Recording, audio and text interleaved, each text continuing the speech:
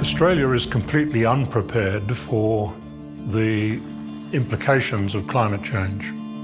We've spent the last 20, 25 years essentially pretending that we're prepared to seriously address it. But in reality, we have done virtually nothing.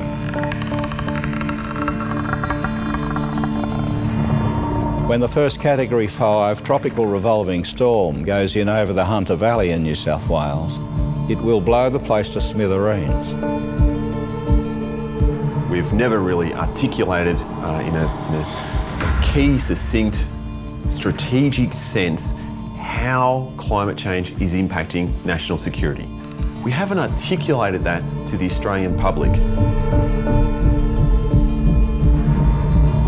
With climate risks mounting across the Asia-Pacific region, you are living here in Disaster Alley. Climate change and its impacts will make North Korea look like a minor speck of history.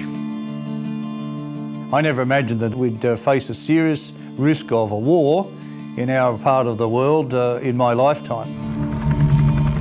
I mean, we have huge exposures. These are very serious risks of significant existential risk to the future of the planet and to the future of humanity. This is not a military problem in and of itself. This is the whole of society, whole of government. This is everybody's problem. In any high-risk situation, but particularly with existential risk, it's impossible to come up with the right solutions unless you first very clearly articulate the problem itself. And that is what we've not been doing. What climate change is doing is attacking the basics of human existence. It's attacking stability in the weather systems, it's attacking land availability, it's attacking food supplies. All of these factors come together. When they interact, you end up with an accelerating process where the problems escalate extremely rapidly. Sometimes it's hard for us to envision a future that's very different from the world in which we live today. We sometimes are at risk of thinking that all of the changes will be gradual. And with the climate changing so rapidly, but it's quite possible, indeed even likely, given what we know, that we could see climate effects beyond the scale that they are occurring today.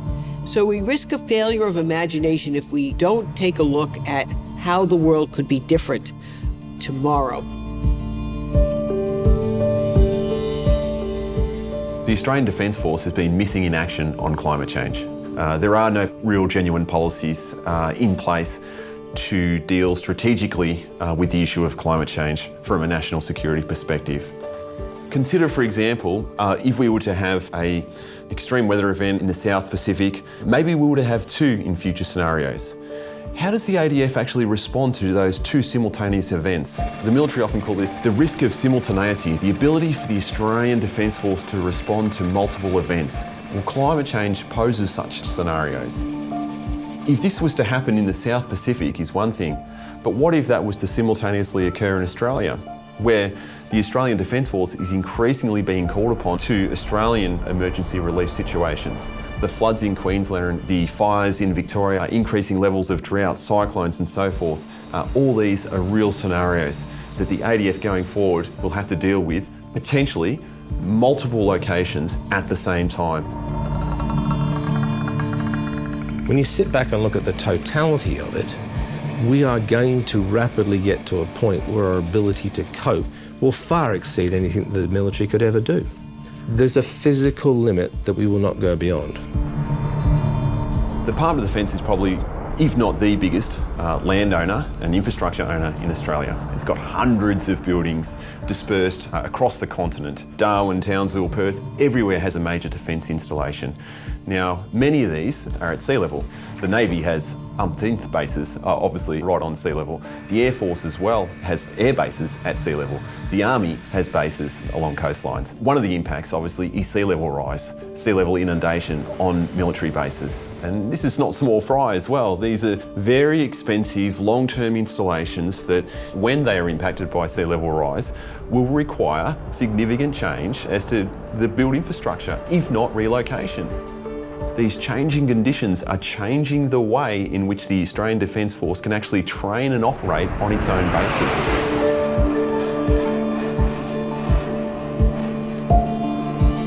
The scale of impact of climate that then flows through to economy, to food production, to energy, to the ability to actually trade with each other, that makes our current security issues look quite minor. If China had a major effect from climate change that significantly affected its economy and its ability of its people, we're talking about a massive disruption which affects our economy straight away. I think the risks of China getting into difficult economic circumstances are very real. They are an economic powerhouse, a political powerhouse. I mean, we're a big market for China and we're very heavily dependent on China. If their economic performance wanes, as I fear it might, then a country like Australia that's so heavily dependent on China is really at risk. If these things start to cascade and fail, the very way our economy functions, the way our society functions, will also start to fail. That's an existential threat. The threat to us in our region is way beyond what we currently conceive in terms of military threats. It's the threat to our way of life.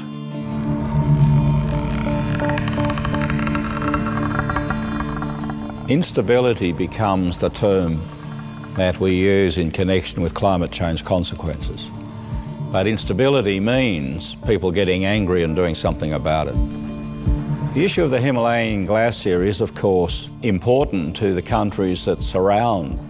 And by that I mean China, India, Pakistan, Bangladesh, Burma, the Mekong River and all the countries along it. If that source of fresh water disappears, all those countries will now be relying on either the monsoon or rainfall patterns to secure fresh water. The high likelihood is there will be insufficient fresh water to look after and provide food and water and succour for the 7.5 billion people that are going to live in those areas. Where will people go when they're starving? Where will people go when they're dying of thirst? Where will parents take their children? From a security perspective, trying to deal with numbers like that is mission impossible. Frankly, I think this is a forecast of the second invasion of Australia. I mean, these people are going to be millions, tens of millions of people looking for a home. And you need a realistic assessment of the magnitude of that risk. The whole concept of a nation state may actually start disappearing in many parts of the world. The sort of numbers you're talking about moving internationally could well be 150, 200 million people in the next 2 or 3 decades or so. Right now we have 65 million refugees, displaced people, and this is the greatest number by far since the end of World War II. This is a humanitarian crisis. It's literally costing lives and putting whole populations at risk. In Africa, we're seeing the profound impact of climate change right now. The prolonged droughts, the rains when they come, which are floods, the prolonged conflict, the millions of displaced people, both out of Middle East and North Africa, many heading Europe's way, ultimately our way. These impacts aren't simply conflict or corruption or lack of democracy. These impacts, when you look at the root causes, come from climate change. We're responding to things on the ground shaping human existence that match what scientists say. This is a challenge which is an existential threat for stable societies already, many are erupting, for a stable future for the world as a whole. Simply putting up a barrier and running around with a few Navy ships and contract ships stopping people coming in boats might work today. It will not work in 10 or 15 years if what we anticipate with climate change happens. At the moment, I think we are almost a pariah in the region for a lack of doing anything serious to deal with climate change consequences. There's an element of politics in a lot of countries around the world that see climate as somebody else's problem, not going to happen on my watch, kick it down the road, it'll be okay. As if you can wait to 2049 and solve the problem, you know, and you go in there and you suddenly reduce emissions and solve the problem. We've got to change behaviour of all levels of our society. We've got to change the institutional structures. In economic terms, we've got to change the industrial base. In the Cold War, we spent billions of dollars of American GDP to deter and prevent a low probability but very high consequence event of the threat of a bolt out of the blue nuclear attack by the Soviet Union. Today, we face a threat in climate change that is higher probability and equally high consequence, and yet we are not addressing it with the same alarm and attention.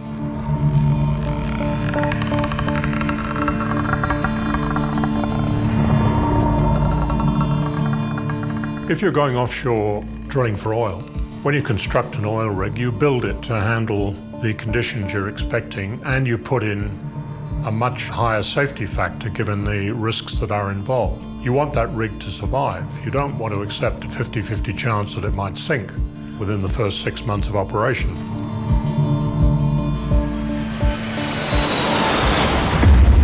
In engineering, you're looking at risk in a very quantified way. What's the probability of a certain risk, and what's the consequence of the risk? If you get on a plane, you don't expect a 50-50 chance of getting there. You expect to be there with a 99.99% chance of success. You have to look at climate change in the same way. I mean, we cannot mess around with the future of civilization on the basis of a 50-50 chance of us surviving. That's just nonsense. But that's what we're doing. We have to get a sense of reality. We know in this country that 26 to 28% reduction by 2030, given our carbon intensity of our society, is nowhere near enough. Paris is certainly not the end. It's certainly not the beginning of the end, but it may be the end of the beginning. One of the big problems in the climate change debate in Australia is the lack of understanding at leadership level.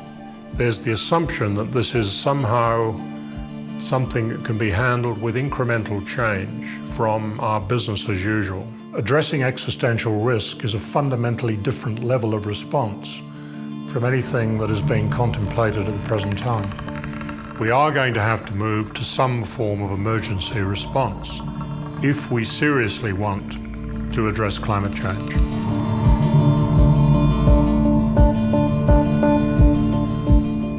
Any rational response to the scientific evidence would suggest that we should mobilise today with the utmost urgency to transform the economy inside a decade. This is no longer a long-term issue.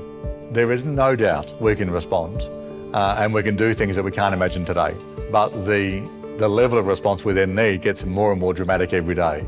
It's going to be a supranational mobilisation like nothing we have done in history. It's bigger than World War II. The only issue that matters is acceleration of the response. So it's all about speed now. As we approach tipping points, as we approach the potential for collapse, then the speed with which we respond is going to be the defining issue in our success. Scale and speed is the only game in town in terms of stopping climate change. Investing in fossil fuels is like handing an AK-47 to your most sworn enemy. Why would you do that? Why would you build things that are only increasing the risk to national security? Absolutely nonsensical. On the one hand, you have coal-fired, fossil fuel-based investments that come with the overheads of creating and increasing the threat of climate change to national security and to human security. On the other hand, we have renewable energy systems that do not come with that risk. It's a no-brainer. You want to reduce the risks of climate change, decarbonise your economy. But that means we should stop burning all fossil fuels today.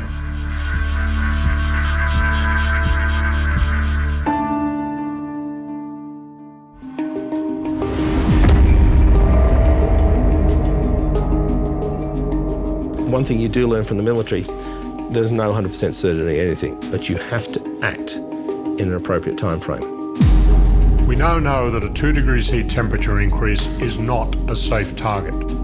We are in a very dangerous place now. We can't go on allowing short-term politics to dominate. We need to recognize that the real solution is not more military force.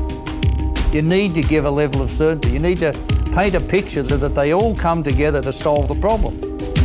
Decarbonisation is central, is the central and first thing that needs to be done. I'm talking about the wholesale restructuring of the global economy inside a decade. Think of the thousands, tens of thousands, probably hundreds of thousands of jobs. You can make the case for emergency mobilisation just from its economic benefit. We have to find ways and means under which we can not just stop global emissions, but draw down carbon from the atmosphere. There's a lot of learning by doing to be done. We need to reverse climate change, not just manage increasing temperatures.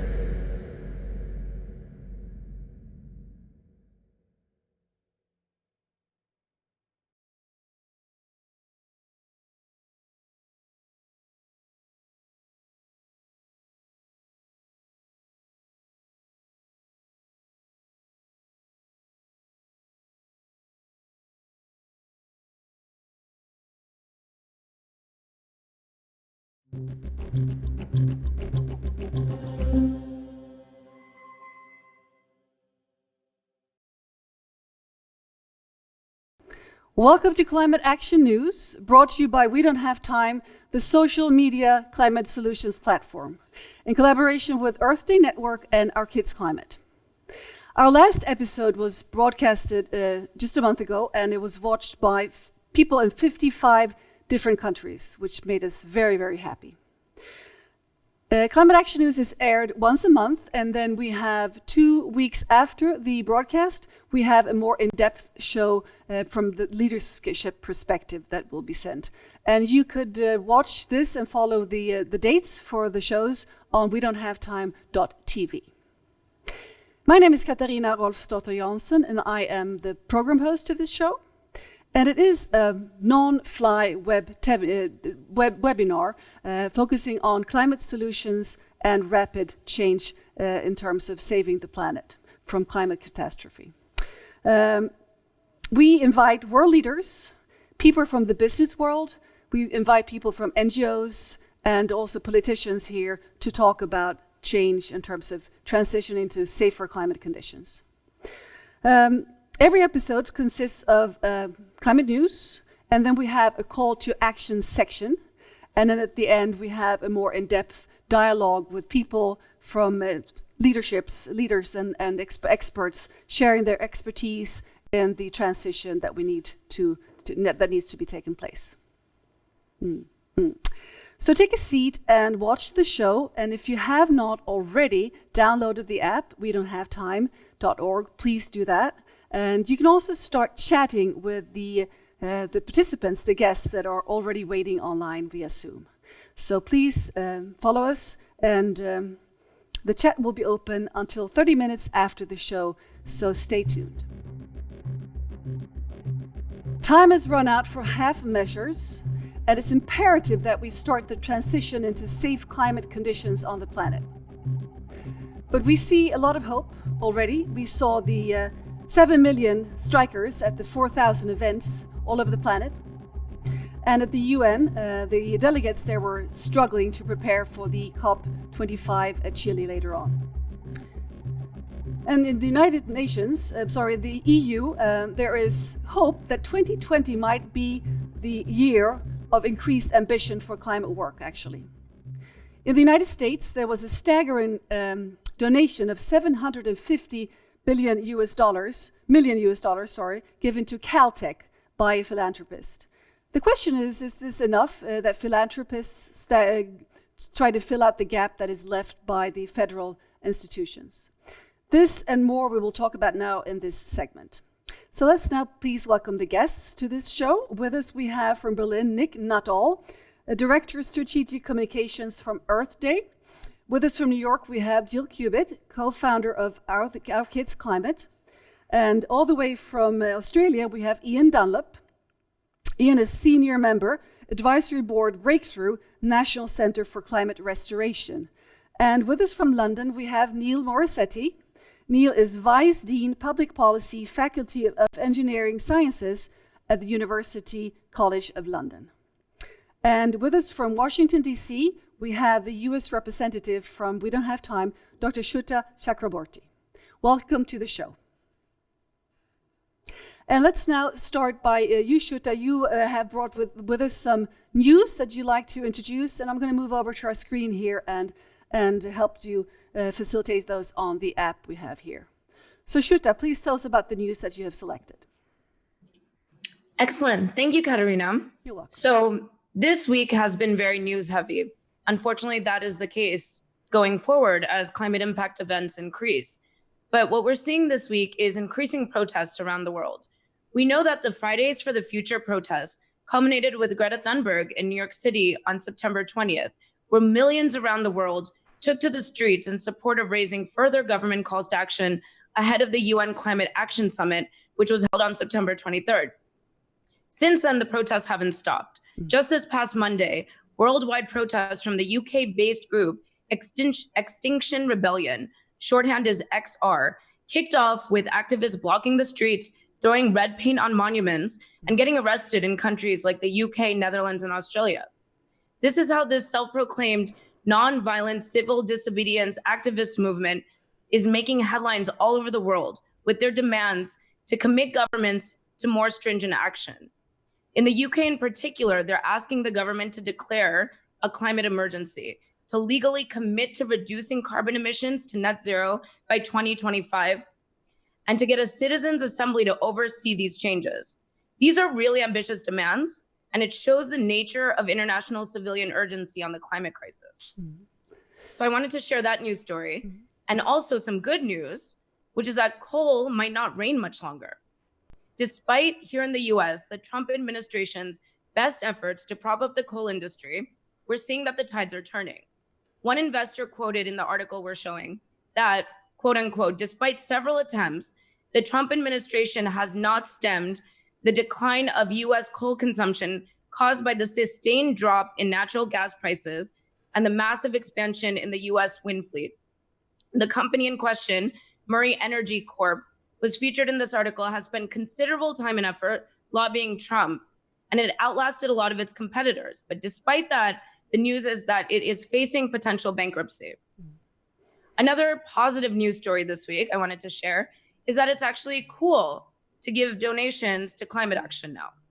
So 2 big climate-related donations were made in recent weeks, as you mentioned, Katarina, is showing a shift in how philanthropists are thinking about funding climate change. So a $750 million donation to Caltech was the second largest donation ever given to an American university. There's also been a $300 million pledge from the Gates Foundation for Research into Food and Climate. And this shows how philanthropists are beginning to overcome some of these concerns about climate change being too politicized, which has caused hesitation from donors in the past. Some big names are even getting behind supporting civil disobedience groups like Extinction Rebellion that we mentioned in the first story. The fourth article I wanted to mention was about post-hurricane relief, recovery, and rebuilding. I personally just returned from the Bahamas, and I saw the devastation firsthand after Hurricane Dorian. So the issue now, unfortunately, that we've experienced time and again after every hurricane season, especially in the Caribbean, is where or even whether to rebuild. So that's what drew my attention to the reporting in the New York Times that looked at what happened to the island of St. Martin post-Hurricane Irma. It's been 2 years since Irma, and considerable damage can still be seen on the French side of the island. Despite promises from Macron and the French government and $500 million in aid received, you still see this devastation. And it's a story we're seeing all over the world, that it's the poorest and the most disenfranchised areas that are receiving the least support. Many of the locals think that this is for land grab purposes. So rebuilding too quickly without thinking about how catastrophic these storms are going to be is being looked down upon, as is not rebuilding fast enough. So this is a conundrum and a space to really watch carefully. Thank you so much for sharing these Okay. news. Wonderful, and thanks for the excellent work that you're doing. Neil Morissetti, being a security specialist like Shutta, what would you tell us what you do in regards of the combination of climate and security? We're living in some pretty challenging times at the moment, and there are a lot of threats to our prosperity and well-being, whether it's our individual nations or collectively as a group around the world. Some of those are very old and traditional. They might involve one country fighting another country or conflict within a country. Others are newer. We see the impact of organized crime, cyber terrorism, and violent extremist organizations. But I fear we've got to add another one to the equation, and that's the impact of a changing climate, whether it be the onset of long-term trends, rising temperatures, rising sea levels, or from the extreme weather events of the sort that Sweater's just been talking about. That doesn't mean that climate change is going to start wars on its own or anything like that.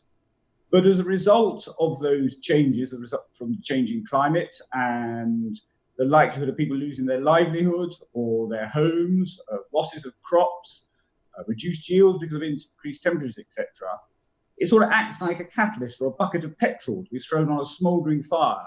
And unfortunately, that smouldering fire is in the parts of the world where the most vulnerable live, mainly north and south of the equator, where we've seen conflict in the past, conflict that stems from the countries not having the ability to look after their citizens and meet the challenges. And this just makes it worse.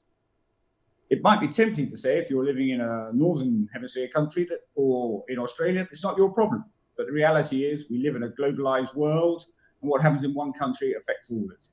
It affects us in the sense of economic grounds, volatility in prices of raw materials, it disrupts supply chains, it's a loss of market, people move around, unplanned migration causes tensions in societies, and it adds to the problems we face.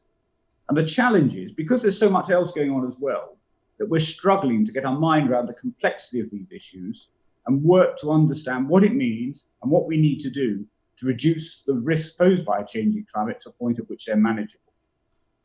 There is no security solution to climate change, but undoubtedly the security community, whether in the way they do their own business, for example, the military, or beyond that, need to be involved in the process. Neil, what would you say is the single most urgent or most difficult connection in terms of threat connected to climate? The most difficult piece is to understand what's happening. The security community is very good at understanding what might be happening in traditional threats. It's not so good at understanding what long-term weather forecasts are telling us, what's happening to the price of rice or wheat because of impact of climate change. We saw during the Arab Spring that the prolonged drought in Russia combined with extended periods of wet weather in Canada and Australia pushed up the price of wheat.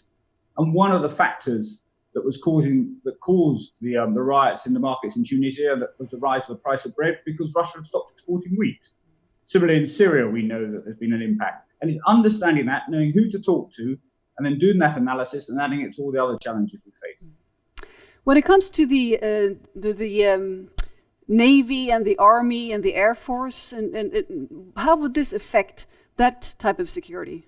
Well, I think there's two things for the military to think about. There's their own carbon footprint and what they're doing and how they operate their equipment. They're normally large consumers of energy and they need to work to reduce that. And in fact, if you look around the world, you'll see a lot going on amongst the military to reduce their energy consumptions, reduce their CO2 emissions. And a lot of that is then read across to the wider society. So that's a big plus. But at the same time, they need to understand what it means for their missions and tasks. Are they going to find themselves more involved in conflict prevention, more extreme disaster relief, extreme weather disaster relief, or are they going to find themselves trying to build capacity and resilience in countries which are weak and don't have that part? It'll be a small part for the military to play because other organisations from government or non-government organisations will play the major part, but there's certainly a role for them there. We don't really read much about this in mainstream media. Why is that? I think that is a challenge in itself. It's still seen as a bit of a niche issue, and we need to turn it into a mainstream issue and the way we look at all the other risks that we face. But we need to understand that it is just that. It's an issue of risks. We're not going to be able to make the world perfectly safe. As I said, there's no security solution, but undoubtedly we need to promote some of the articles, of which there are a few around, but they tend to be in specialist journals or in the broadsheets rather than the tabloids. Thank you very much, Neil Morissetti from London. I'd like to move over to Ian from Australia, Ian Dunlop.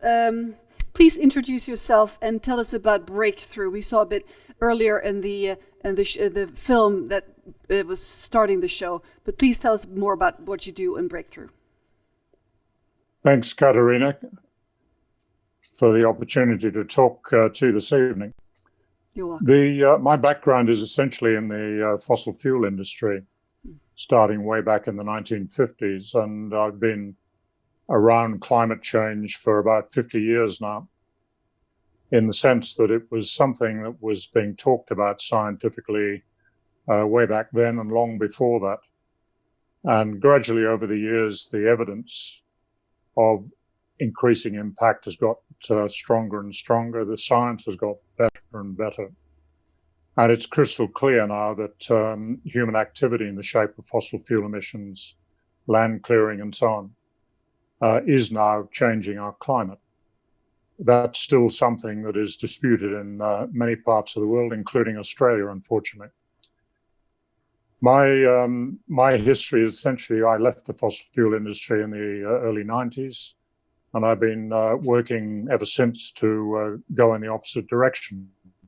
So a complete reversal, I suppose, particularly in a sort of activist sense. But I've been involved in a number of organizations who've been working to change our approach to the use of fossil fuels. And it's been in a country like Australia that's been difficult because we have a very high reliance on coal, particularly, and on LNG exports, particularly into Asia.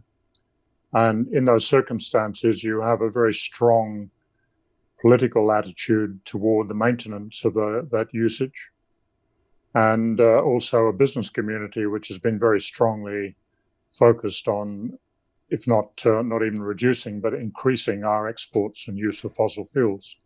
So it's been a fairly challenging environment. The role of the Breakthrough Institute is, in essence, to focus on the risk dimensions of climate change. We really sit at the interface between the science and the politics in trying to get the risk better understood for the reasons that Neil's already talked about.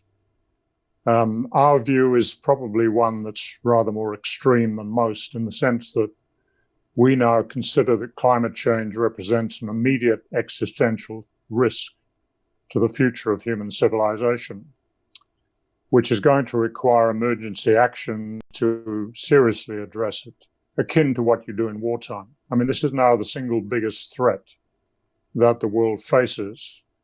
It's a threat that we are materializing right now because of our continuing expansion of fossil fuel use. Despite all the big things, the great things that are currently happening, the increasing energy demand around the world is still being supplied primarily from expanding fossil fuels. Renewables are doing a great job, but they're coming off a very low base. Unless we turn that around extremely quickly, we are effectively locking in changes to the future climate that will be completely irreversible. Ian, if I may it's ask, a much more serious situation than I think than is generally understood. What has the response been to the reports and the books and the films that you have produced in Breakthrough? Well, we put out a range of reports over the last several years. Initially, they focused very much on the sort of economic arguments and so on. But it's been very hard to get traction on that in an Australian context, as it is in other high fossil fuel producers like the US or Canada. So we moved our emphasis to the national security dimensions of this, because we're already seeing in Australia that our national security is being affected directly right now. I mean, we're in the middle of one of the worst droughts we've ever experienced. We're just moving into spring, or we're sort of in the middle of spring. We're already seeing temperatures that are quite unprecedented. And there are major bushfires on the eastern side of Australia at the moment, which again are quite unprecedented. So we have been hoping that the national security aspects of this would get better attention from our politicians than just arguing it on the economic front and so on.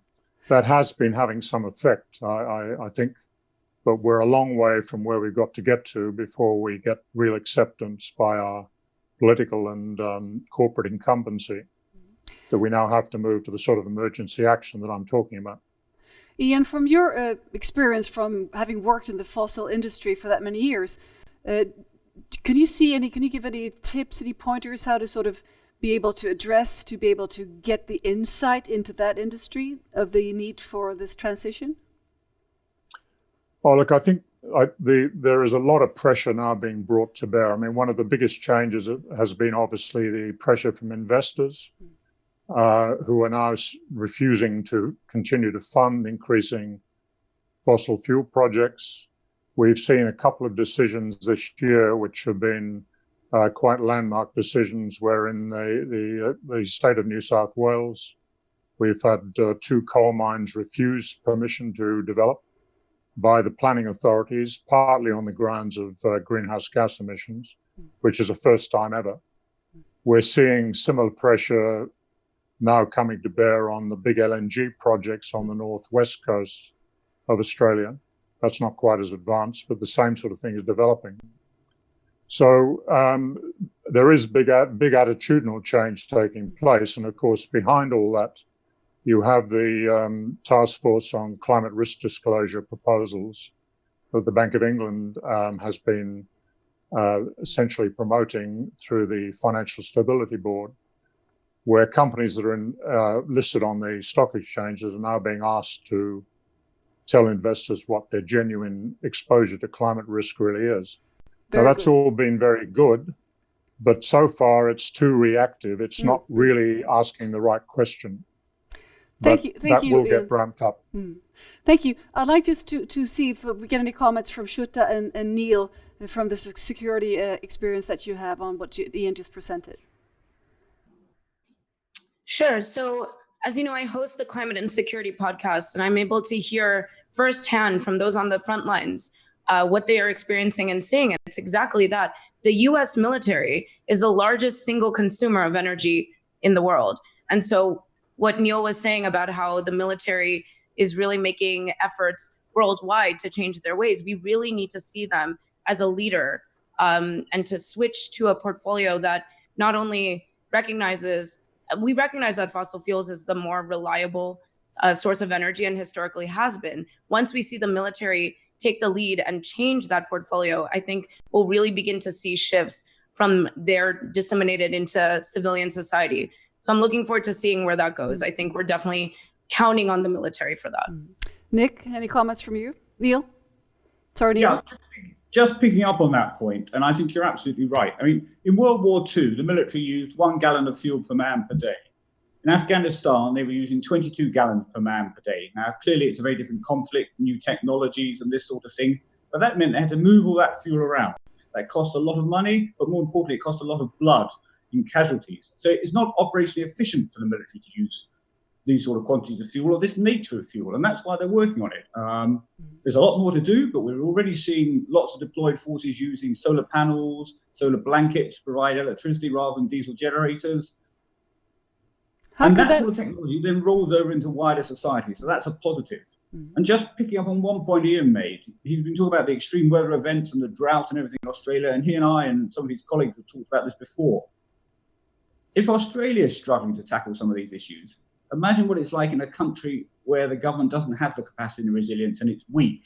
And therefore it can't look after its citizens because then somebody else steps into the gap, a violent extremist organization or other, ISIS, Boko Haram, AQ, and similar, causing disruption. So there's some clear evidence of what we're going to see more of unless we act now. Thank you very much, Neil and Shutta and Ian for those comments.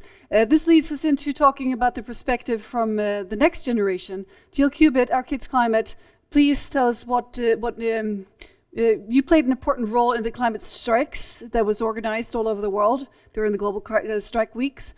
Please give us a report from your perspective on the strikes.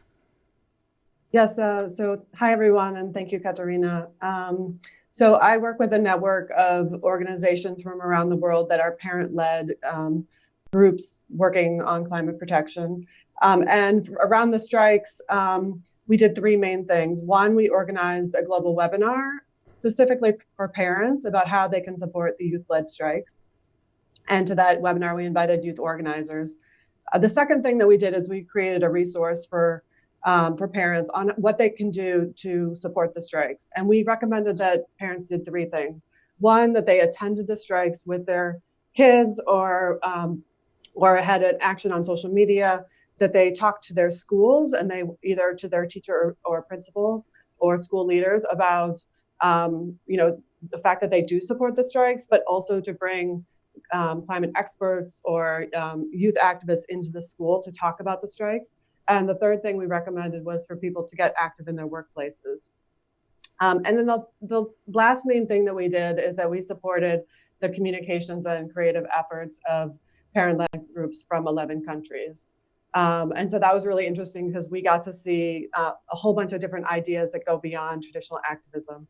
We saw theater groups, we saw parents chalking up sidewalks, we saw the development of several films.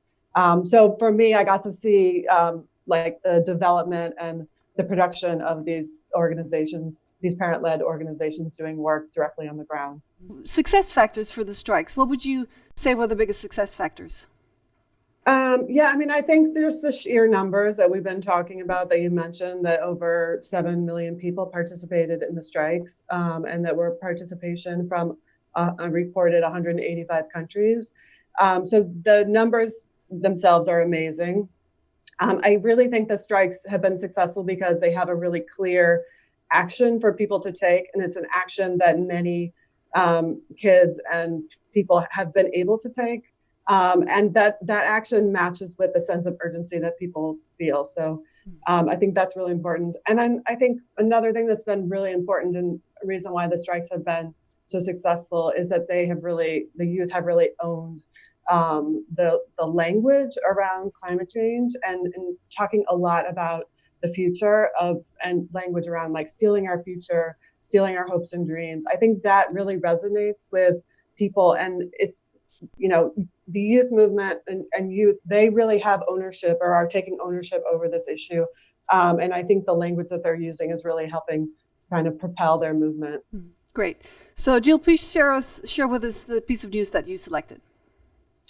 Yeah, so I'm sharing an article that was published in the Daily Mail in the UK. And I'm sharing it not because it's a huge outlet, but I'm sharing it because this article was picked up in more than 20 local media outlets in the UK and then also in the US and in Pakistan. And I think it's important to highlight articles that are actually reaching people and new audiences. So I thought it was actually quite interesting to highlight something that's not just like the New York Times or the Washington Post. And the article it's quite short. It basically tells us a couple of really important pieces that I think is good for the general public to know. One is that we can still reach the goals. It's really difficult, but it's not impossible. The second thing that I think it's important for the public to think about is to understand that even with the current pledges that are given by governments, we're still headed towards 3 degrees, and we really do need to get to 1.5 degrees.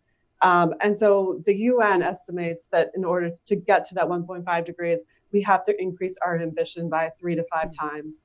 And then, the last thing I want to say about this article and the reason I chose it is because it really calls out that we need to go beyond just supporting the youth and just standing up with the youth. We as adults need to actually take action, and that can be done at the government level. That can be done through businesses, through investments, and that can be done by parents kind of around the world.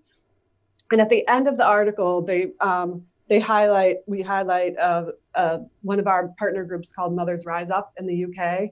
And what they did during the strikes is they staged a nursery rhyme protest outside of Shell and BP and Downing Street. And they brought in big giant strollers or push chairs. And they came together and they sang nursery rhymes. And I think what we're seeing in that kind of action and what I'm seeing in other kinds of actions are not just a call for bold action, but a call for bold action in a really creative way. Thank you. So That's excellent, Jill. Thank you. Thanks for sharing. I'd like to hear more, but now we need to move over. We have excellent news and more to hear from Nick Nuttall from Berlin. So Nick, what piece of news did you want to focus on this week? Thank you. There are a couple of news items that struck me, and I hope they might weave a little thread between these two issues, or many of these issues we've just been talking about. I mean, as we know, the UN Secretary General Guterres had this summit only a few weeks ago in which he was looking for governments to actually step up their ambition on climate change, because we know 2020 is indeed the year when governments are supposed to set new targets, new short-term targets for their national climate ambitions, but also this issue of a long-term target of climate neutrality by 2050. And I can see most of the reporting was a little bit miserable about the UN Secretary General's summit. But within that, there were 70 countries, 70 countries, who actually did step up or signaled they would step up their ambition in 2020. But the European Union was a little bit out of the picture on this because they have some of their own complexities to deal with some of the countries in the EU not so convinced that they really want to move so quickly, like Poland, like the Czech Republic, like Hungary. But this week, a partial piece of good news. So the European Union says it will have a new target for its short-term targets up to 2030 on the table in 2020. And what was even more interesting behind this was the admission, in a sense, that the EU, even if it did nothing right now, would exceed its current targets. It would reduce its emissions by 45%. Now, within that, there is something you need to maybe understand, which is the targets that were set by governments for themselves for the Paris Agreement were so often flipping low, right, that they have a lot of fat in the system to actually increase their targets way beyond what they're looking at. So I think there's kind of a reality in here which is being missed slightly. The governments could go a lot further because they already put down very modest ambition targets anyway. So the EU is starting to look at a new target. That was part of the news. But even if they did nothing, they're still going to exceed their target and have a 45% emission reduction. So there's a lot of room to actually go up. Thank you for that clarification. The other thing was to thread the needle. Yeah, the other thing was to thread the needle a little bit with what Ian and Neil are talking about, maybe from a different perspective, because you know, there are certain people in society that people trust. And, you know, we hear about weathermen and we hear about the military. I think the military is a sector of society that many people from many different backgrounds often look up to or at least acknowledge that many of the people in the military are honest about their assessments, whether you support the military or you don't support the military. And I think when you hear the military speaking out, it's quite a powerful message, both to governments and both to the public. I think one of the other powerful voices is the area of medicine and health, because everybody has some connection with this. And the headline I wanted to look at was the one here from Scientific American, based on a research in the New England Journal of Medicine, which was about the links between climate change and health. And we've heard that many, many times before. But one of the things that struck me was I never really thought about the number of people who suffer during extreme weather events, not just in the developing world, but also in the developed world. When you get hurricanes in America, the number of people that in certain parts of the country have no access to basically healthcare for actually long periods of time. And many people actually do suffer and die. Also, new evidence on the risk to children from higher temperatures, that actually many children being born in America are actually maybe not as well as they would have been in situations where there weren't extremely high temperatures when they were born. I think this kind of information can actually empower people to be more activist, because actually I think everyone cares about their health and certainly the health of their children. And I think if they understand the links between health and climate change a little bit more, then some people would be much more activist. And I know the issue of activism is coming up in this program later on. So those were two things. Thanks a lot, Nick Nuttall from Earth Day Network. The question to all of you, are there any risks of connecting climate change to security risks? I mean, or just benefits about talking to these sort of global risks that we are facing? Any of you? Shall I start? Please, go ahead. I spent a lot of time going around while I was still in uniform talking about the impact of a changing climate and the potential security implications. Neil, tell them that you were actually an admiral or a rear admiral of an aircraft carrier. I don't think people know that. I mean, for my past sins, I have commanded quite a large proportion of the Royal Navy. So I've burnt a lot of the fuel. I'm the guilty one. But I've also talked about what these challenges are. And you have to be careful, because for some people, particularly those in the environmental element of climate change, this is seen as the military coming in with their big boots to take over and militarize it. Well, it is not that. I mean, apart from anything else, most of the military forces around the world are busy enough as it is with all the other activity that's going on, and they don't need more work. But more importantly, what they're trying to do is draw people's attention to what the risks are, and the risks to our prosperity and well-being or our national security, not to try and take the resources and militarize the situation. Key to being successful, I think, is language. And using the right words to talk about what you're seeing, what needs to be done, and the fact it needs to be done collectively through all of society, not just government, but they need to work together in a new fashion to meet this 21st century challenge. Thank you, Neil. Could we benefit from more collaboration, for instance, between NGOs like our Climate and Earth Day Network and security specialists? How could you collaborate more? Yeah, we do need to collaborate much more. We need to, I describe it as new bedfellows. We've got to work closer, and part of that is to be open and honest about your understanding of what the issues are, what you're trying to achieve, and whichever country you're in, to speak in the plain language of that country, because the military are very good at speaking in long acronyms and different, like almost a quasi-different language. But yes, all communities need to work together: health, military, church, or religion, and other aspects as well. Thank you. I think Ian wanted to say something. Sorry. Ian? Yeah, did you want to join? Just to add to what Neil said, I mean, I've worked in high-risk operations most of my career, and the one thing you learn very early is just you have to be brutally frank about what the challenges are you're facing. Because if you're not, you don't come up with the right solutions. And I think the biggest failure in climate change over the last 30 years is we have not been frank about the size of the problem.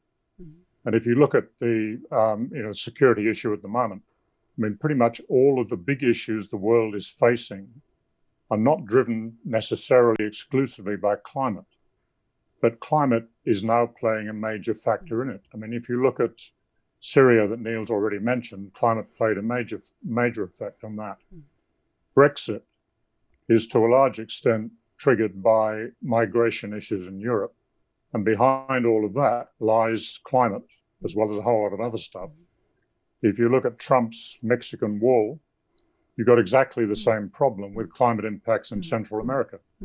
So, I mean, the security dimensions of this are all already real in a very hard-nosed sense. And I think one of the dangers that's going on at the present time is that the scientific scenarios that people are putting forward in terms of 2 or 3 or 4 degree temperature increases do not reflect a hard-nosed practical impact that climate is going to have. I mean, the 3 degree temperature increase is a world which is pretty much socially chaotic. 4 degrees is global collapse. And we're tending to say, oh, well, we probably won't make 2 degrees, but 3 or 4 we can adapt to. Well, it's complete nonsense. And we need to recognize that's what we're up to. Thanks so much, Ian, Neil, Nick, and Jill. You will be coming back later in the show. And thank you very much, Jutta, from the United States, for joining us. And you're going to stay with us for the chat later on. But thanks again for taking part in this section. Bye-bye. With us now, we have 3 people with brilliant campaigns going hot globally. With us from the United States, from Harvard University, we have Jerome II. Jerome is a student at Harvard, and Jerome is also a founder of an organization called 1 Million of Us, where he is executive director and president of this organization. Welcome to the show, Jerome. And with us, we also have from Canada, Kathy Orlando. She's founder of Climate Citizens Lobby in Canada. And Kathy will talk about 2 campaigns that she has previously launched on the We Don't Have Time platform. And next to me here in the studio, I have Morten Tulstund. Morten Tulstund is CMO and Sustainability Officer at We Don't Have Time. Morten, welcome to the studio and welcome to the show. Please tell us what's happening with the reach of the We Don't Have Time platform. Thanks, delighted to be here. Basically, lots of good is happening. We launched on April the 22nd on Earth Day of 2019, our social network and the app. So it's now moving from tens of thousands of users to increasingly towards 100,000 users, which will be our goal for the coming year. And the reach of the social platform, the network, is about 720,000 followers. Lots of the things that we do are catching speed, where we have sort of a we get the reception of what we're doing. We get good feedbacks from governments, from states, leaders, and the people out there, the community that receives what we do. So, yeah, we think we have a good momentum going on. So you're basically creating dialogue too, and action. Yeah, that's the whole idea. Yeah. Like, it's the platform for dialogue and community and action. Yeah, that's wonderful. So, Morten, you have a campaign that you've launched. Please tell us about it. I do. So. I recently launched a campaign. It's directed to Swedish ministry, the Swedish minister actually, Ibrahim Baylan of Business, Innovation and Industry. So it's an idea that I built upon how Sweden as a society can play a role model in going fossil free. So if Sweden provides this roadmap or takes part in a roadmap towards fossil free societies, then we can set a sort of example and be a catalyst for other nations to do the same. And we do need role models, big time. Yeah, for sure.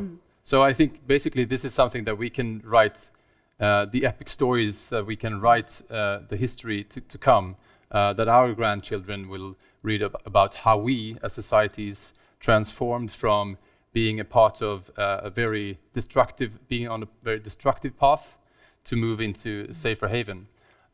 So basically it's the story about how Sweden can set an example, and if Sweden doesn't succeed, then I think a lot of nations will see Sweden as a leader not succeeding will be destructive for the whole climate movement.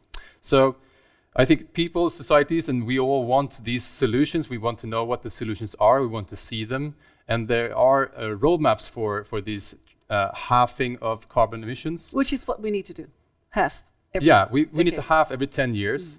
So I'm basing my idea to Ibrahim Baylan on this roadmap, exponential roadmap report that was released in New York in September, the climate summit there, and to halve every 10 years. So every decade we need to halve emissions.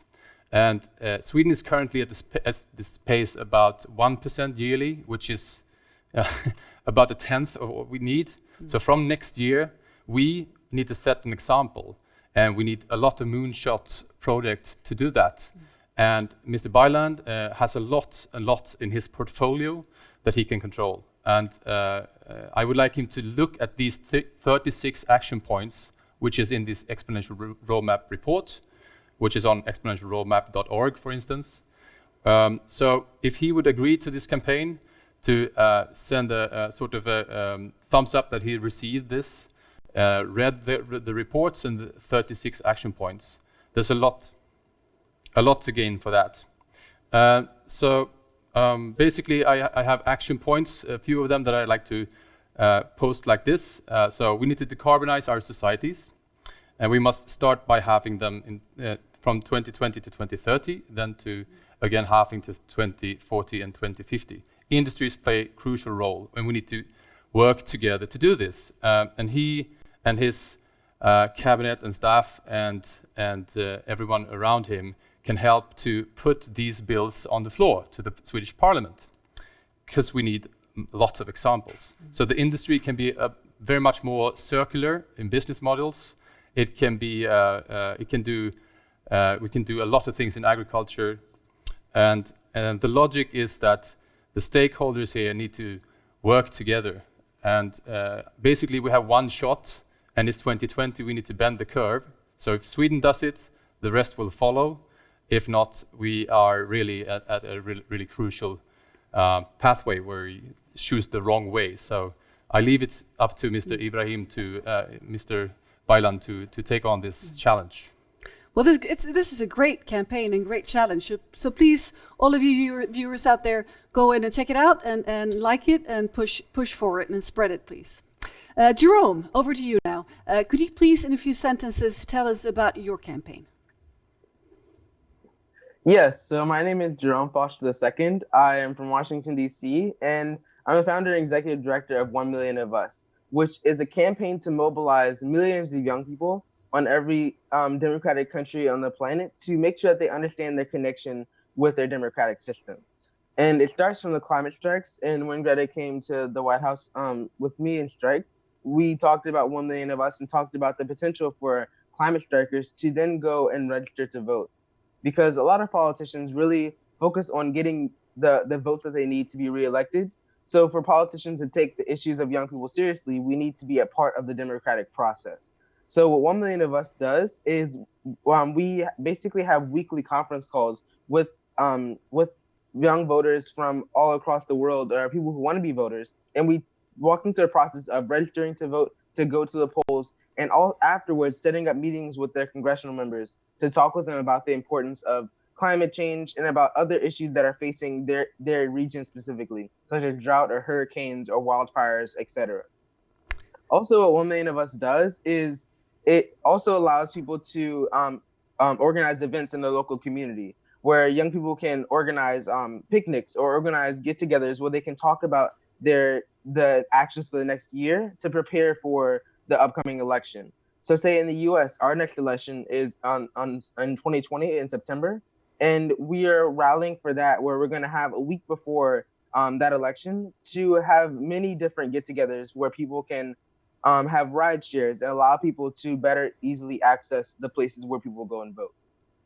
That is a fantastic initiative and organization that you founded. What has the response been in the mainstream media to this so far? So it's been very well so far. A lot of it's either good or bad. It's like a flip of a coin. Either there are like young people will not be able to get 1 million people in each country, and that young people aren't too naive to feel like they're part of the system. And other news organizations are calling this like the youth wave, and calling this like a wave of young people being a part of a new process and actually standing united in all different movements. Like in the US, we organize around the 5 major youth social movements that are there, which are climate change, gun violence, immigration reform, gender equality, and racial equality. And we galvanize around those 4 key issues so that when we go and meet with people, they see us as a united platform. And the media attention has been reflective of that and shown how we are mobilizing and getting together and being positive and united in every way we can to go and vote.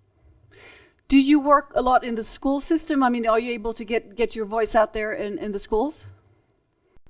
Yes, so at Harvard, they were extremely supportive of 1 Million of Us, and that's where the first chapter was started. And after that, about a week after I started the Harvard chapter, I met with the Washington, D.C. State Board of Education, and we're now passing it through where schools all across Washington, D.C. will have 1 Million of Us chapters. And then we're going to be expanding nationwide. And we already have about, I think we have 1 chapter in Sweden and 1 chapter in Germany and also 1 chapter in Hong Kong. So we're spreading everywhere. And I think that really what they're seeing is that there's so much potential and so much hope that we just have to galvanize and have actually collected so young people are seen in our political system. Well, thank you so much for doing this, Jerome. And we're looking forward to seeing even better voters' representation in the youth segment all over the world, thanks to this initiative. Thanks a lot. Thumbs up. And please go in and check it out, you viewers out there, and support Jerome's campaign. Thank you again, Jerome. So Kathy Orlando from Canada, please, you have already launched 2 campaigns on We Don't Have Time platform. Could you please update us on what's going on? First, thank you for the We Don't Have Time platform, and kudos to Jerome for what the youth are doing in embracing their democracy and getting organized in the lead up to next year's elections in the United States. Here in Canada, we've had 2 love campaigns on the We Don't Have Time platform. Last year, in October of 2018, Canada enacted a carbon fee and dividend policy.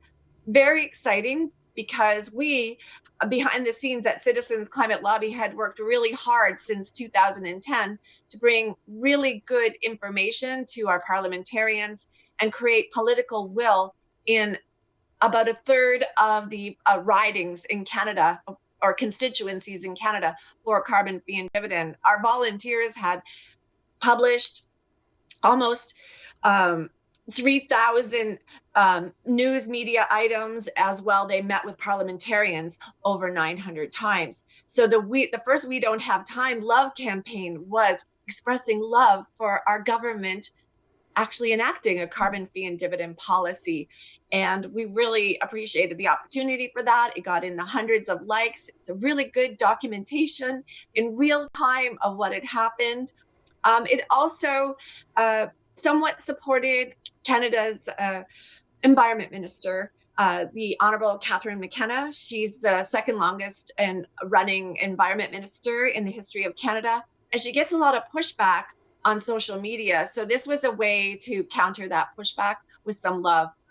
Some of the pushback is misogynistic in nature and very disturbing. So we're trying to create a balance on the internet. And I think that's what We Don't Have Time is really doing in social media. So truly appreciate that. And then the second campaign we had was in the lead up to Canada declaring a climate emergency. We heard when we were lobbying in May on Parliament Hill that the government was going to put through the Parliament system a motion to declare a climate emergency. So we documented that and got over 1,000 loves on the We Don't Have Time campaign. But it was more than that. Again, it's a documentation of what is happening in real time in Canada. So we documented what happened, and then we also used it to educate the people. A big problem in many democracies around the world is that our governments sign on to the international treaties, but they don't. These signing on does not mean that they have to follow this under national law. So we're asking in our love campaign that Canada enshrine our science-based climate targets under national law. And also in that campaign, we're educating people, which will be our next ask in the next parliament, for Canada to follow what was done in the United Kingdom in 2008. They created a whole system that allows for a government body to advise to their parliament what needs to be done in order to meet the science-based targets. So both of these campaigns are highly successful, have allowed us to educate the public, and have also captured in real time what's happening. So 20, 30 years from now, people can look back and they have a nice historical record. So these We Don't Have Time campaigns are truly powerful. They're capturing in real time what is happening and will be a great historical record. And most importantly, they're creating balance on social media, creating some love and good education. So kudos to We Don't Have Time. Well, thank you, Kathy, and for pushing this important movement in Canada and inspiring the world to follow. Thank you, Jerome, for your fantastic work that you're doing and getting that into the knowledge base of the youth and tapping into that power that is so crucial for the survival of our planet. And Morten, thank you for pushing Sweden's agenda and this topic. Thanks for sharing, and thank you for putting these campaigns online. And please, all viewers out there, go in and like and spread. Thank you.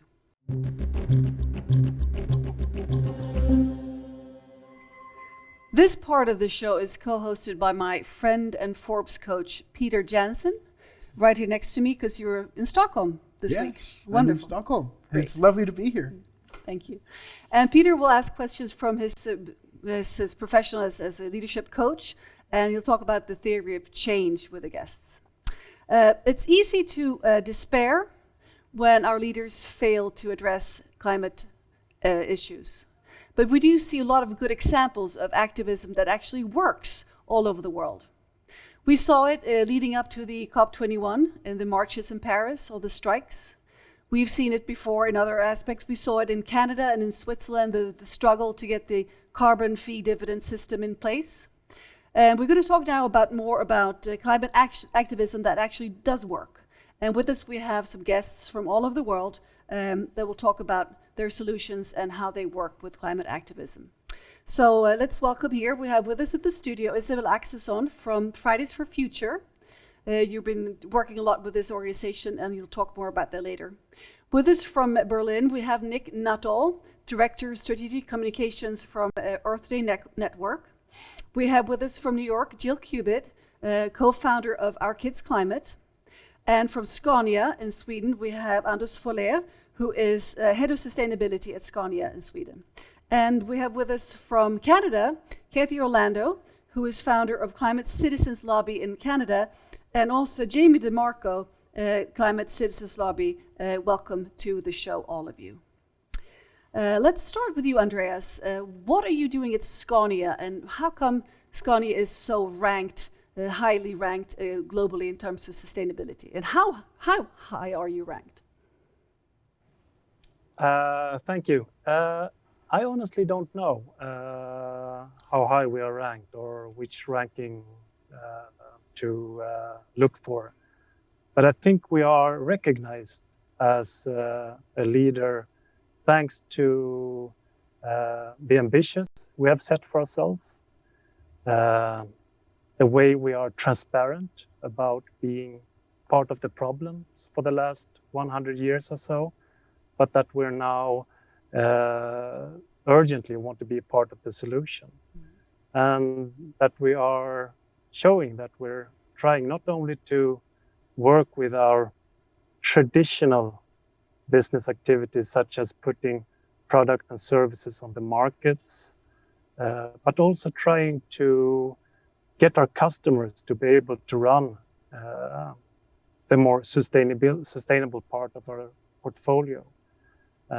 Also that we're setting up partnerships in the ecosystem of transport to really get the renewable fuels to work for our customers, make sure that we have renewable electricity when the time comes also for our heavy trucks and buses to run on electricity, and how we are positioning ourselves as hopefully as a catalyst in the transport system.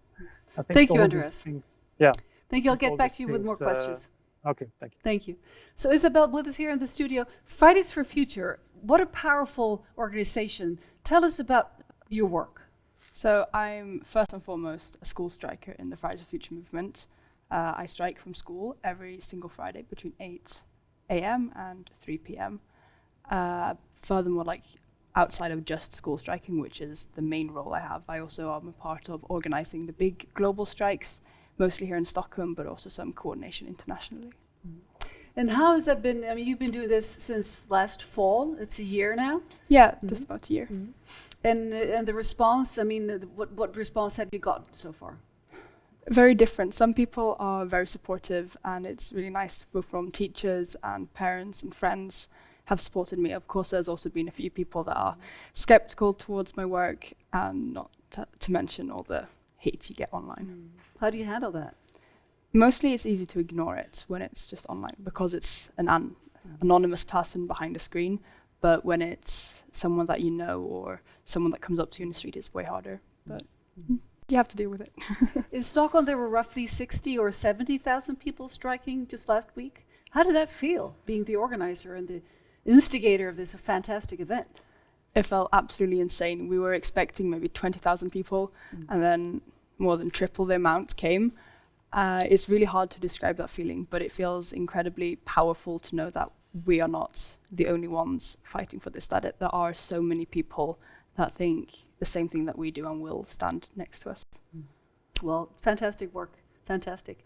Jamie and Kathy, Climate Citizens Lobby, could you please tell us about your work, what you've achieved so far? If it's okay, I'll go first, Jamie. So it's Citizens Climate Lobby, and we are in 52 countries around the world, not just Canada and the United States. For now, I'll focus on Canada.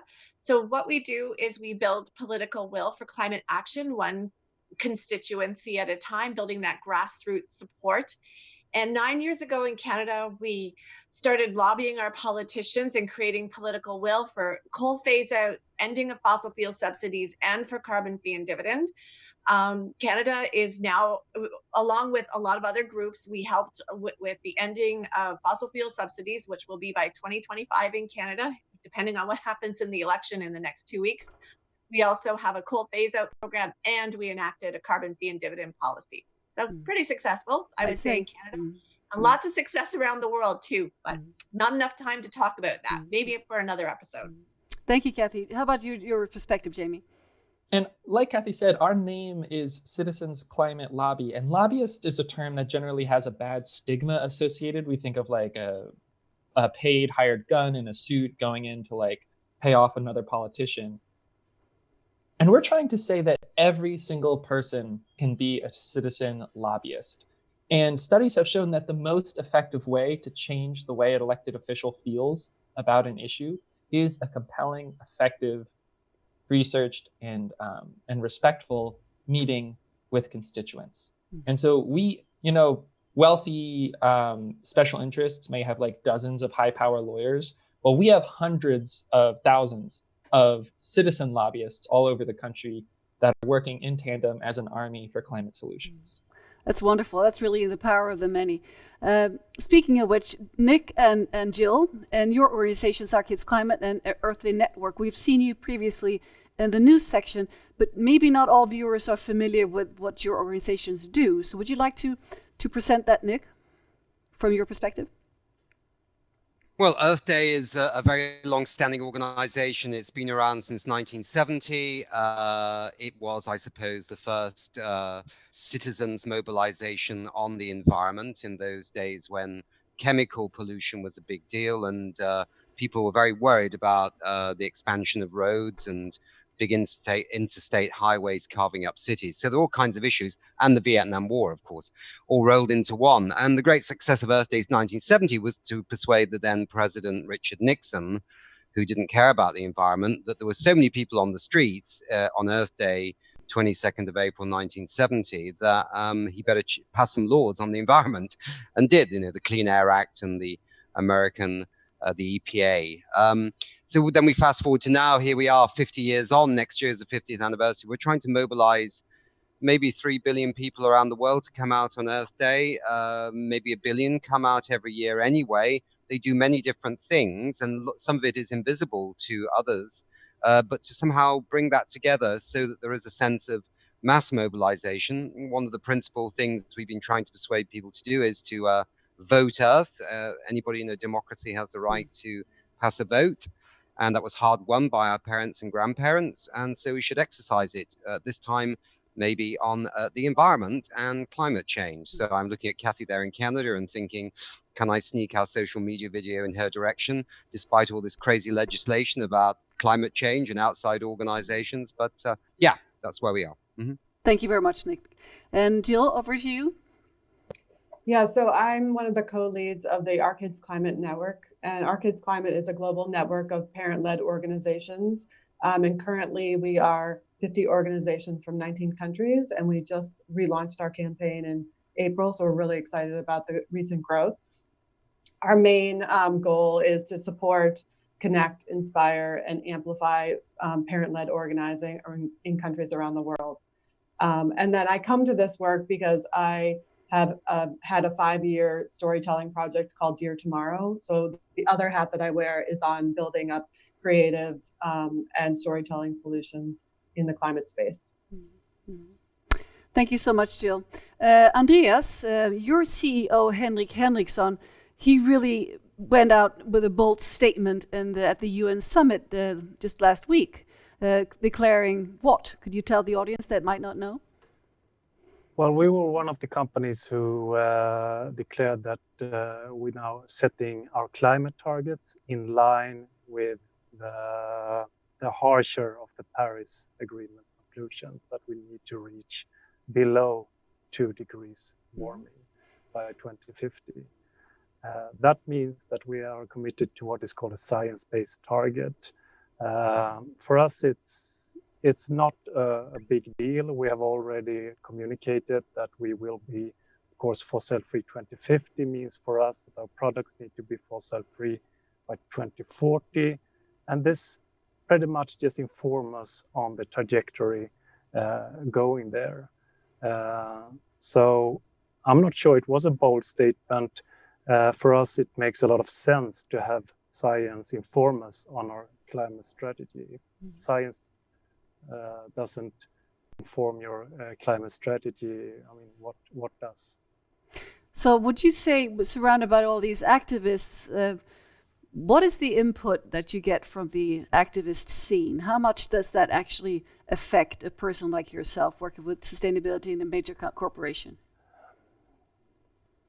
I would say that we know that we are in a huge transformation in our industry.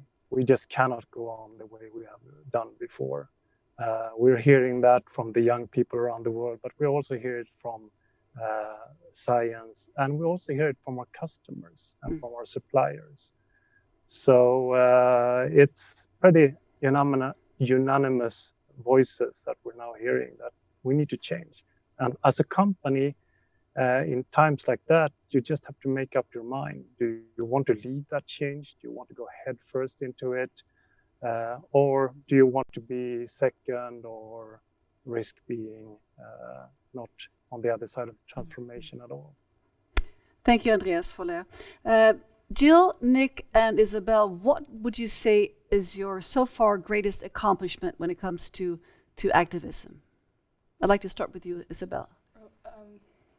It's hard to say what our greatest accomplishment is because we have not yet accomplished what we set out to do, because we want our governments to make sure that we don't surpass the 1.5 degree warming. And we have not achieved any governments or politicians that have said that they will yet. Though I will say that if we have to say an accomplishment, I think the way that we united all over the world and had giant demonstrations in the past week for climate that we had, the 20th and 27th of September, with millions and millions of people all over the world. I think that's incredible. I think we all agree that that was a major accomplishment. Thank you. How about you, Jill? What would you say? Yeah, I have a similar thought about it's really difficult to determine accomplishments because we're of where we need to go. But I think in terms of the parent movement, it's been really exciting to see the growth over the last couple of months. And we're seeing new kinds of organizing that we haven't seen before. We're seeing organizing in countries where we haven't seen parent organizing. We're also seeing organizations like within other organizations where they now have like a parent or like a family space where it's safe for people to bring younger kids. And so that's something that's really exciting for me. Thank you, Jill Cubitt. Nick Nuttall, you already mentioned what happened in the 70s, which was amazing, kickoff and start for the global environmental movement, basically. But if you move into more closer times? Yeah, I'd say two things very quickly.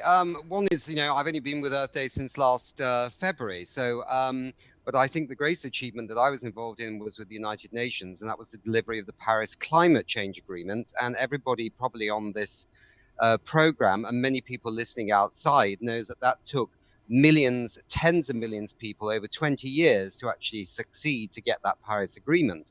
And everything everybody's doing right now is to try and deliver on the promise of that agreement. So that was an awesome achievement by activists, business, cities, states, regions, and governments. So let's not, forget that, right? The problem is we've got this 11 years now. It was 12 years last year with the Intergovernmental Panel on Climate Change. It's 11 years now that we're sitting to actually get on target with that agreement in this very short-term period. So my greatest success is to come, and the Earth Day's greatest success is to come, if I can get everybody on the screens here and everybody listening to this program around the world to back the 22nd of April, 2020, Earth Day, 50 years on, as the intergenerational moment in a crucial year of 2020 to mobilize those billions of people, to go from the millions to the billions. So there is no doubt in the mind of any political leader that the world is truly, truly behind them making the tough decisions they need to make right now to actually get on board with the Paris Agreement. They need to feel our support for sure. Thank you, Nick. Isabel, in terms of momentum, how could we sort of keep this ball rolling now after this global strike weeks? How could we gather and gather the power and just bring it on? I think we need to continue doing what we're doing. We need to stand our ground and not give in and not take a break, because we accomplished something huge, but that doesn't mean that we are finished with what we're doing. So we need to continue fighting. We need to continue pushing our presence in media. We need to continue striking every week. Thank you. Now a question to all of you. Any of you can answer. What would you say is the biggest difference between the activism now and the engagement in the environment than just 2 decades ago? Can I answer that? Please do. Yeah, so I think one of the biggest missing things, it was missing pre-Paris, and it has been missing until recently with, and now it's come with the Fridays for Future and the climate strikes, was the citizen. I mean, you know, nobody was on the barricades demanding energy-saving light bulbs. It wasn't like a scene from Les Miserables with people on the parapets demanding energy-saving light bulbs, demanding energy or electric cars. The citizens, I think, had abdicated their responsibility to the governments and probably local governments and the green groups to actually deliver on the environmental challenges they were aware of. But I think what the youth have done, the children, the youth have done, is they have generated a new conversation among citizens about the responsibility of citizens in this transition.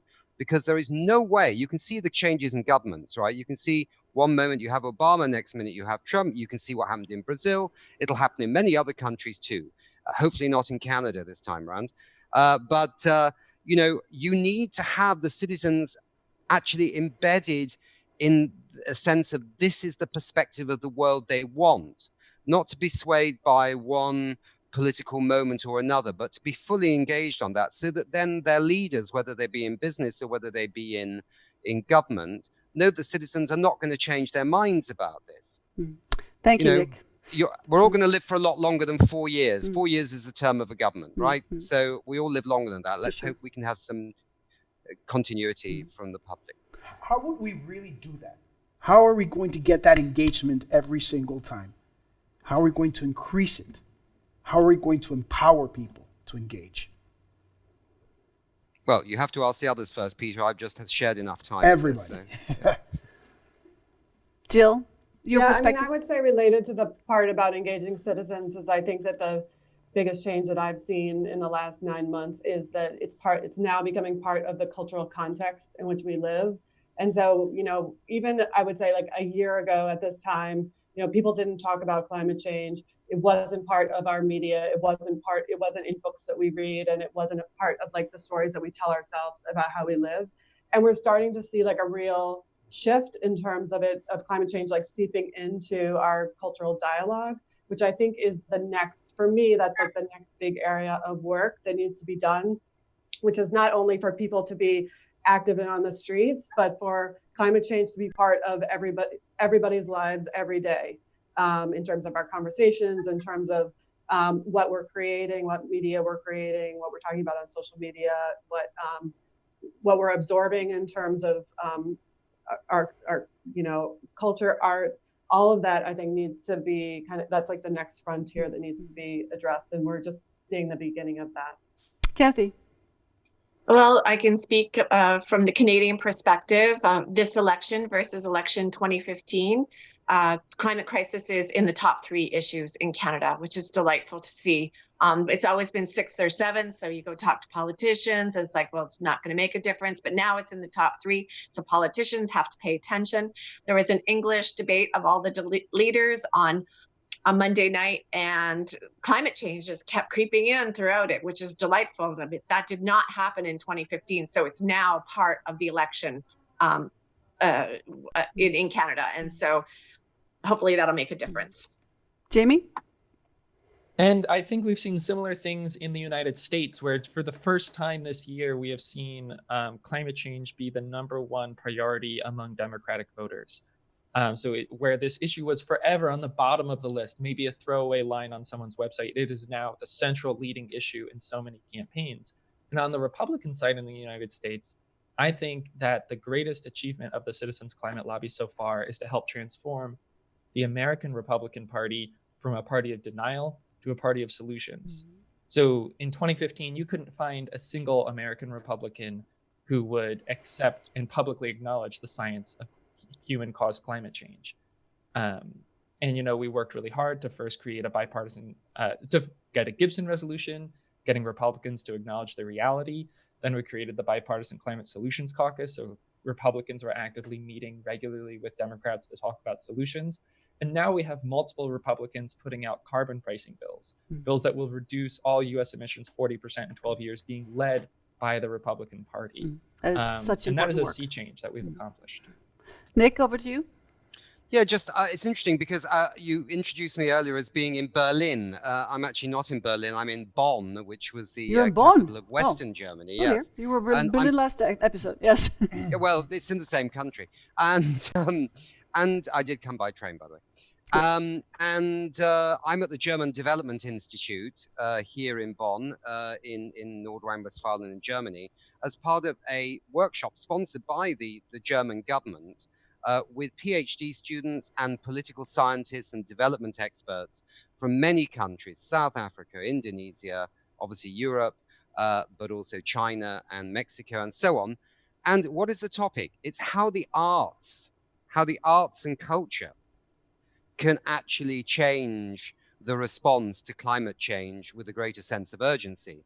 And I think a lot of people have intuitively believed that the arts and culture had a role to play in this issue, not least because we're all creatures of the Enlightenment that believes in logic and rationality. But human beings are not just logical and rational, right? Sometimes we're emotional, we have feelings, and we believe things in different ways from just pure logic. And sometimes the arts and the science can actually come together to actually assist each other in actually transforming people's perceptions. And that's at the basis of part of the discussions that are happening here in Bonn at the German Development Institute. So I put the arts on the table as an important part of the transition. Thank you. Peter, you're a leadership coach. And in my world, many people that have not been sort of active in politics in terms of taking to the streets, they might think that that's too much of a left-wing activity. How do you address people that think in terms of conventional, traditional politics and more liberal, more democratic, more even more on the left wing? How do we sort of transcend that? I think Nick has a tremendous point right there. We do make decisions emotionally. And this is very important. About 80% of our decisions are emotional, and we just trick ourselves believing that they are actually logical decisions. So I believe that through the arts, we can really get there. But we really need to get to the core of human beings, you know? And the core is in here. It's not so much up here. We need to drive it through emotion. We need to drive it through vision. Visions can vary so much. We need to change the narrative. It has to be a more emotional one. It has to be more engaging at many levels, but not so heady, not so logical, as much as artistic, as much as emotional. Those things will grab the attention of anybody regardless of their political orientation. And this is what's happening with your organization and with Greta, that it's sort of transcending the political realm, not in all aspects, but in many, because it really sort of grabs you by the heart. And then that's it. And the thing is, what you're doing is so powerful because you are getting to the heart of people. You're getting to the heart of other youths. You're getting to the heart of their parents. You're getting to everybody.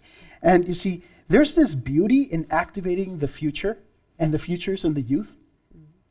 And I think that really deserves a tremendous applause. There's a lot of bravery that's going on in there. And it's beautiful. For sure. For sure.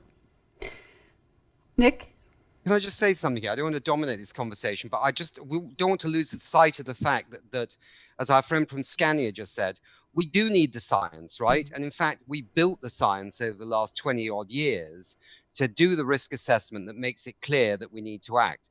We also built the economic arguments in terms of the destruction, what that will cost of this world, and what the actual opportunities are from a transition to a low carbon economy. So I don't want to underestimate the science and the economics.